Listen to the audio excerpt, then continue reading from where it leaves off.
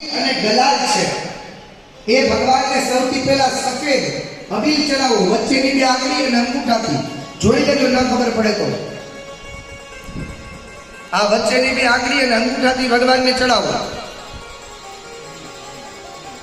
અબીલે આયુષો વૃદ્ધિ, ગુલાલે ઉત્તમમ સુખમ, કુમકુમેન ચ સૌભાગ્યમ, દેહી દેવ નમોસ્તુતે. અબીલ ગલાલ ચડાવ્યા પછી તુલસીના પાન તમારી પાસે છે, એમાંથી એક તુલસીનું પાન ઠાકોરજીને ચડાવો. ગણપતિ દાદાને ન ચડાવતા, દાદા ખીજાઈ જશે. ગણપતિ દાદાને તુલસીનું પાન ચડાવશો તો એ ખીજાઈ જશે.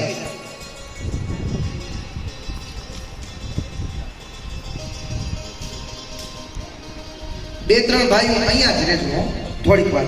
હા, ત્યારબાદ જે તમારી જળવાળી થાળી છે, પૂજાના પાણીવાળી જે થાળી હતી, એને લઈ એક બાજુ રાખી દો. ભગવાનને તમારી સામે રાખો.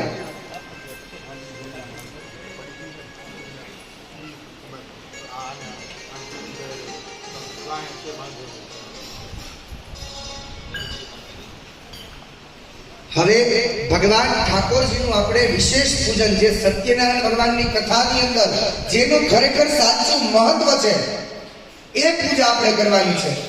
એ પૂજા કઈ છે? ભગવાન સત્યનારાયણ ભગવાનની કથાની અંદર ખરેખર કથાનું મહત્વ છે કે પૂજાનું મહત્વ છે?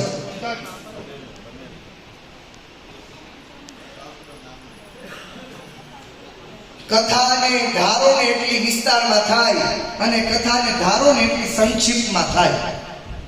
એટલે કથા કદાચ 4 કલાક ન સાંભળીએ અને અડધી કલાકમાં કથાનો પાઠ પૂરો થઈ જાય ને તો એમાં દોષ લાગતો નથી.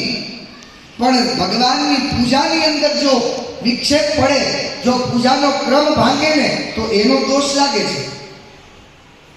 એટલે અહીંયાથી ભલે આપણી પાસે તુલસીના પાન થોડા ઓછા હોય, પણ આપણે ચોખા દ્વારા ભગવાનની પૂજા કરશું, પણ 1008 નામ ભગવાનના પૂરેપૂરા લેશું. હો, થાકી નહીં જાવ ને કોઈ.